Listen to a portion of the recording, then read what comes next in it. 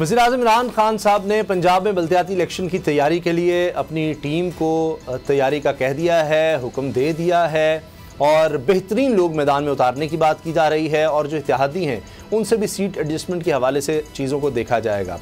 गुलाम मुंतज़र साहब, इस वक्त ज़ाहिर है पहले तो कहा जा रहा था, नज़र आ रहा था कि हुकूमत नहीं करवाना चाहेगी बल्दियाती इलेक्शन, क्योंकि इतने हालात मुश्किल हैं, महंगाई इतनी ज़्यादा है कि अगर मौजूदा हालात में करवाएं तो बड़ा मुश्किल होगा तहरीके इंसाफ के लिए। लेकिन अब ये लगता है कि जैसे भी हो करवाने तो पड़ेंगे। तो आप क्या देख रहे हैं, बल्दियाती इलेक्शन कब तक हो सकते हैं? क्या अब हुकूमत दोबारा आगे ले जाने की कोशिश कर सकती है आखिरी वक्त पे? सबसे पहले तो पंजाब की बात अगर हम करें तो पंजाब में 30 अप्रैल जो है वो लास्ट डेट होगी। उससे पहले बल्दियाती इंतखाबात करवाने का ऑर्डर है, यानी कि 31 दिसंबर को मुद्दत ख़त्म हो रही है, तो 120 दिन जो है वो 30 अप्रैल तक बनते हैं। उसके दरमियान में इलेक्शन कमीशन ऑफ पाकिस्तान जो है वो करेगा। ये अदालती हुक्म है कि इसके ऊपर अमल दरामद किया जाए। इसी तरह सिंध का अगर आप देखें तो सिंध में भी हल्का बंदियों के काम के हवाले से अदालत का ऑर्डर है कि अगर ये कोई काम शुरू करते हैं सिंध गवर्नमेंट तो ठीक है, अदरवाइज़ हल्का बंदियों को काम शुरू कर दिया जाए।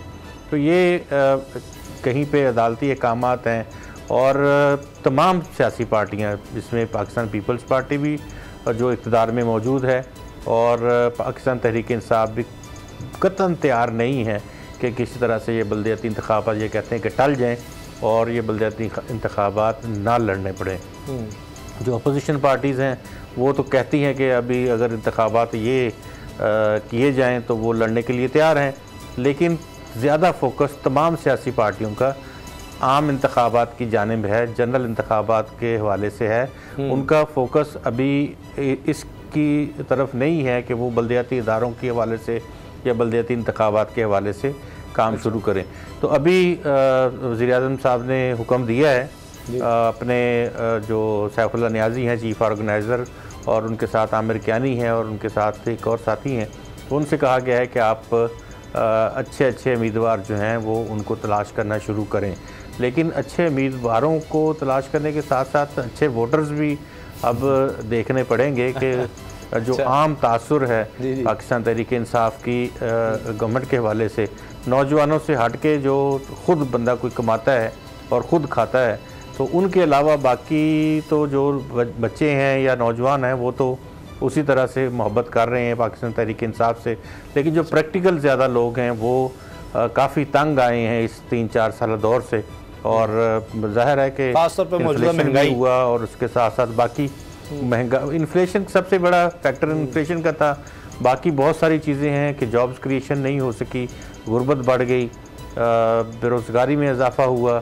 तो इस तरह के बहुत से ऐसे इक़दामात हैं जिनकी वजह से आम शहरी परेशान है। तो ऐसी सूरत हाल में ये अच्छा कोई फ़ैसला नहीं होगा। लेकिन आपको पता है खान साहब चैलेंज कबूल करते हैं और चैलेंज हमेशा से वो इस तरह से करते हैं, और जब अगर ये कोई मौका ना बना जनरल इंतखाबात का, जो आम इंतखाबात 2022 में होने का, तो फिर खान साहब तो इसके ऊपर पूरा वो जोर लगा देंगे कि इसको इंतखाबात करवा लिए जाएं इस पर। क्योंकि एक बड़ी फोर्स अपीयर हुई है, आप जानते हैं, तहरीक लब्बैक पाकिस्तान।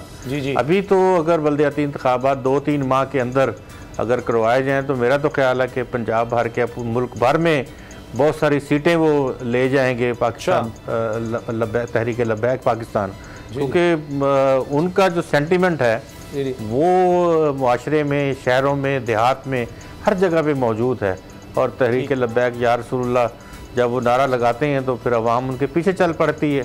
तो ये इस वक्त तमाम सियासी जमातों के लिए ये बड़ा एक वो PTI हो, नून लीग हो, पीपल्स पार्टी हो, तो तमाम जमातों के लिए वो एक ख़तरा बनकर सामने आएंगे इंतखाबात में। वो बल्दियाती इंतखाबात तहरीक लब्बैक की बात की है, तो इसमें साद रिजवी साहब ने जो भी हालिया उनकी तकरीर हुई उसमें भी उन्होंने इलेक्शन की तैयारी की बड़ी बात की। तो एजाज चौधरी साहब बड़े बर वक्त मौके पर जाकर वो मिले हैं और ये इस तरह की भी बातें हुई कि शायद कोई सीट एडजस्टमेंट या कोई इत्तेहाद इस तरह का शायद उनसे भी हो सके। लेकिन गुलाम रज़ा साहब ने जो बात की बाबर साहब कि जी कोई भी नहीं चाहता इलेक्शन करवाना, चलें आप तहरीक इंसाफ के बारे में कह दें कि जी महंगाई है, ये मसला है, सिंध गवर्नमेंट क्यों नहीं चाहेगी? क्योंकि तो वो तो बलदियाती इलेक्शन जो जीत जाता है उसके लिए ज़ाहिर इंतजाम करवाने आसान हो जाते हैं, आगे उन्हीं अपने बलदियाती नुमाइंदों से आप फिर लोगों को लाना, उनको कन्विंस करना, गाड़ियाँ शाड़ियाँ, खाना पीना, कैंप वगैरह बहुत से काम होते हैं। अच्छा जनाब कोई उनका काम कर देंगे, उनको अगर फंडिंग भी होगी, उनकी गली सही करा दी, ये कर दिया वो कर दिया, आओ जी वोट करो, तो वो तो बड़ा आसान हो जाता है फिर आपके लिए जनरल इलेक्शन। उसामा साहब देखें, सिंध पे पार्टी के लिए सिंध में 2 बड़े शहर हैं जो मैनेज करना मुश्किल हो जाएंगे। पहला कराची और दूसरा हैदराबाद। अगर हैदराबाद और कराची उनके हाथ से निकल जाते हैं और अगला जो इलेक्शन आता है उसमें कोई मुखालिफ पार्टी उसको वो उनका अपना मेयर बन जाता है, MQM का मेयर बन जाता है, MQM दोनों शहरों को जीत लेती है, तो फिर पार्टी के लिए तो बड़े मसाइल पैदा हो जाएंगे। तो वो अब देखें इस वक्त वहाँ पर जो केयर टेकर हैं वो उनके अपने बंदे हैं, वो मुर्तज़ा वहाब साहब हैं, वो वहाँ पर केयर टेकर हैं, वो सारे मामलात को देख रहे हैं। फिर पार्टी तो ये चाहेगी कि मुर्तज़ा वहाब साहब जो है उन्हीं की ज़ेर क़यादत अगले इलेक्शन में वो एंटर हों और वही जो है वो केयर टेकर बने रहें ताकि कराची का कंट्रोल भी पार्टी के हाथ में रहे। अगर बलदियाती इंतखाबात होते हैं तो इतने बड़े इलेक्शन को, जिसमें पूरे कराची का जो इलेक्शन उसको मैनेज करना इतना आसान नहीं है। आप एक आधी सीट को तो मैनेज कर सकते हैं, इतने बड़े इलेक्शन को मैनेज नहीं किया जा सकता। पहले भी वहाँ पर MQM जीत गई थी, हो सकता है कि PTI तो मसाइल का गढ़ बन गई है वह महंगाई की वजह से, तो लोग दोबारा MQM की तरफ चले जाएँ। तो मुझे नहीं लग रहा कि पार्टी को नजर नहीं आ रहा कि वो कराची और हैदराबाद में वो अपनी ग्रिड्स जो है वो मेंटेन कर पड़ेंगे। इलेक्शन दूसरी चीज समाप्त हुई है, ये जो केस की सिंध में बलदियाती इलेक्शन में, उसमें इलेक्शन कमीशन ने सिंध हुकूमत को सिर्फ 30 नवंबर तक काम मुकम्मल करके जरूरी दस्तावेजात कमीशन के हवाले करने की हिदायत की है। अगर 30 नवंबर तक सिंध हुकूमत ने अपना काम मुकम्मल ना किया तो 1 दिसंबर से सिंध भर में हल्का बंदियां शुरू कर दी जाएंगी। तो वो तो सर चंद दिन है, एक हफ्ता रह गया, ऐसा लग रहा है काम ही नहीं करना चाह रहे। सुप्रीम कोर्ट डंडा दे रही है, सुप्रीम कोर्ट करवा लेगी, लेकिन असल इशू जो है वो पंजाब में, जो मैं हैरान हूँ कि सैफुल्लाह नियाजी साहब, आमिर कियानी साहब और मियां महमूद रशीद साहब, यानी कि इमरान खान साहब को ये 3 बंदे मिले हैं कि ये लोग बलदियाती इलेक्शन को मैनेज करेंगे। कोई जहांगीर तरीन नहीं है, कोई जनाब गवर्नर पंजाब जो है वो नहीं है, अब्दुल अलीम खान साहब नहीं है। इनको अब PTI की नौबत यहाँ पर आ गई है कि ये बंदे जिनको शहर में कोई नहीं जानता वो जनाब बलदियाती इलेक्शन को मैनेज करेंगे, वो बलदियाती कैंडिडेट्स को ढूंढेंगे। इससे ज्यादा आपने जुल्म किया है। बुज़दार साहब का आपने नाम नहीं लिया।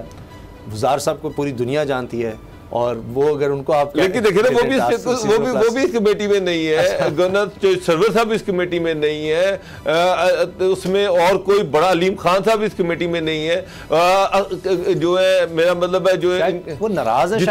जितने भी इनके प्रोमिनेंट लोग हैं उनमें से तो कोई असलम इकबाल साहब इसमें नहीं है। हाँ, वो बड़ा लाहौर की हद तक मुझे तो PTI का कोई कैंडिडेट नजर ही नहीं आ रहा कि जनाब कोई ऐसा कैंडिडेट, ऐसा तगड़ा कैंडिडेट जो नून लीग को चैलेंज कर सके, यो इस किले में दरार डाल सके, मुझे तो नहीं नजर आ रहा। ना मुझे गुजरांवाला में कोई ऐसी पर्सनैलिटी नजर आती है, ना मुझे कोई सियालकोट में ऐसी पर्सनैलिटी नजर आती है। तो ये कहाँ से कैंडिडेट लेके आएंगे? अभी तो मुझे ये सवाल नहीं पैदा होता। फिर सेकेंडली इस पूरी कैंपेन को कौन लीड करेगा? चौधरी सरवर एक्टिव है, उनका एक नाम है, और डॉगर साहब जी अगर जो बलदियाती इंतखाबात हैं मेयर तक के एटलीस्ट जो वो अगर गैर जमाती करवा दें खान साहब, और सर वो सुना कि जमाती हो रहे हैं, वो मैंने सुना कि जमाती हो रहे हैं, खान साहब ने कहा जी वो जमाती बुनियाद पर होंगे। जी नहीं, वो गैर जमाती का भी है एक प्रपोजल कि अगर हम जो यूनियन कौंसिल और उसके ज़िला कौंसिल के इंतखाबात जो हैं वो हम इस तरह से करवा दें तो फिर जो चेयरमैन और चीफ मेट्रोपॉलिटन और इस तरह के जो बड़े ओहदे हैं वो फिर इनमें से कुछ लोग जो हैं वो चुन लें, तो कहते हैं कि उसको मैनेज करना अच्छा हो जाएगा। तो ऐसी प्रपोजल नहीं तो लाहौर के लॉर्ड मेयर का इलेक्शन जो है वो तो डायरेक्ट होना है, जो मेट्रोपॉलिटन है वहां पे तो डायरेक्ट इलेक्शन होने हैं, वहां से कैसे ये करेंगे मैनेज? सब्सक्राइब करें और बेल दबाएं ताकि कोई खबर रह न जाए।